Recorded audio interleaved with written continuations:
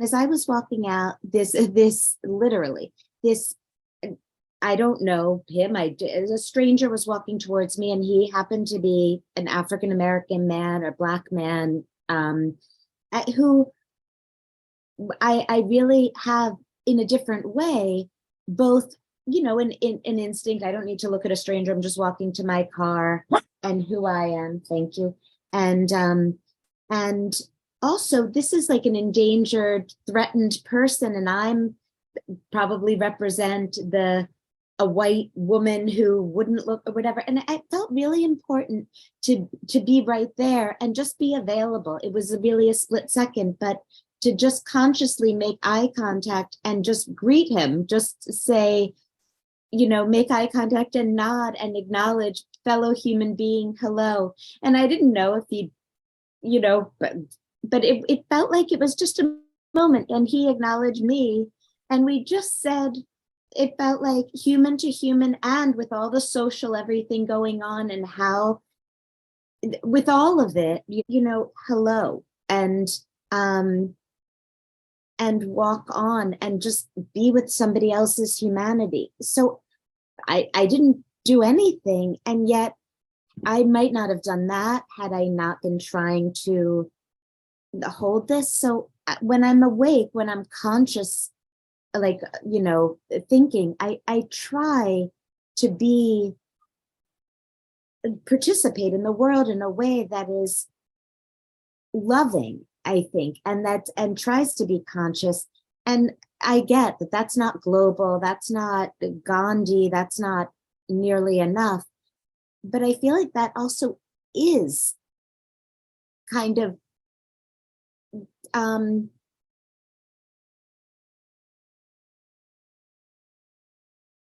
important. Like, it felt important to me to have that exchange.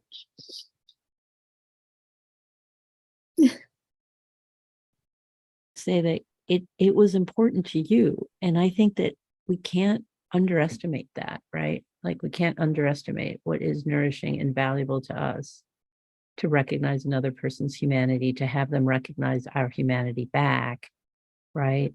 And to realize that too often we don't make that choice because we're too busy or we're not thinking or whatever. So, and then I just want to say that in Jewish teaching, there's this thing that says, the fate of the world is always hanging in the balance, and the smallest act of kindness can make all the difference in the world, right?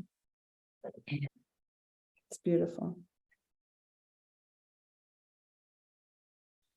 Rachel, thank you. Feel so with you.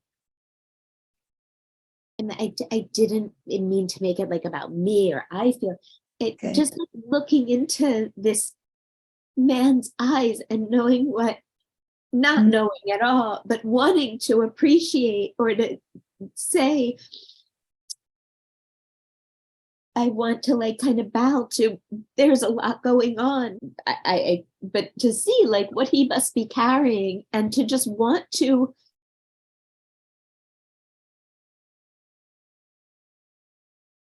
like just respect and in a way, I guess, repair. Like, Rosa, what you're talking about, I think also gestures towards this expression tikkun olam in Hebrew, which is to this idea that the world, when it was created, it's all like this fractured glass, and it's our job, like each and every one of us, to like just bring it together to heal the world.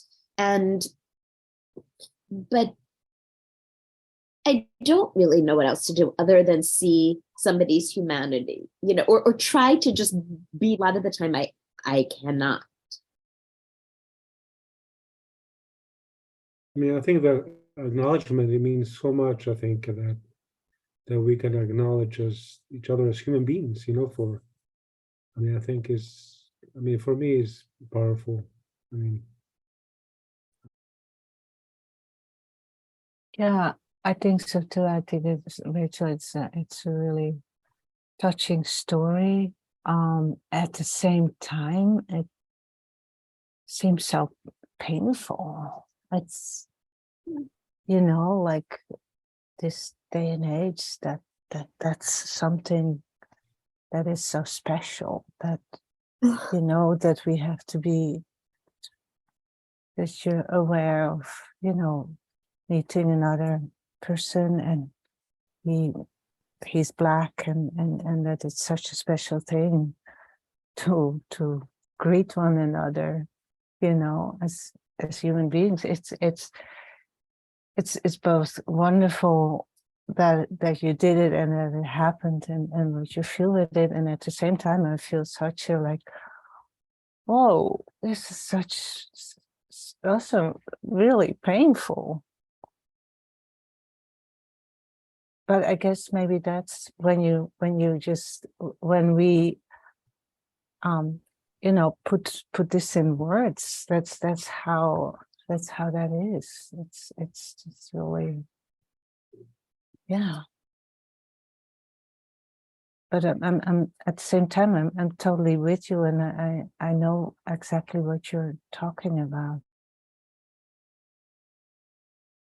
Seems to me that this is at the bottom of our being with each other, or, you know, so-called trying to help in the world or be fair in the world. This recognition of there's a human like me in there with God knows what, you know, going on.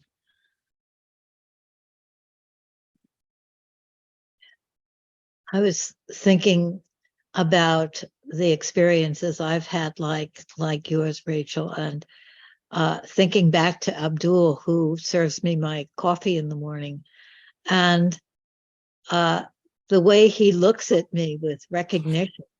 I'm not just this old white woman who gets coffee from him, but I'm Lynn, and he greets me with this great big smile.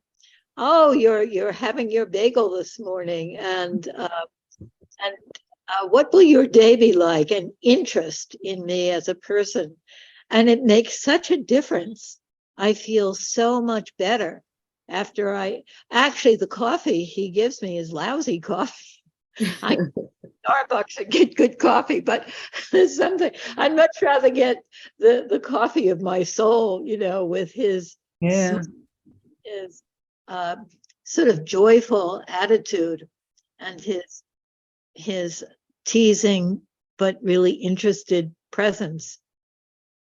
And I was just thinking that it's not only if I'm feeling the difficulties and challenges of the other, but the feeling of just we're all challenged and we all have difficulties, but that sense of meeting and someone looking at me with recognition, and what a difference it makes.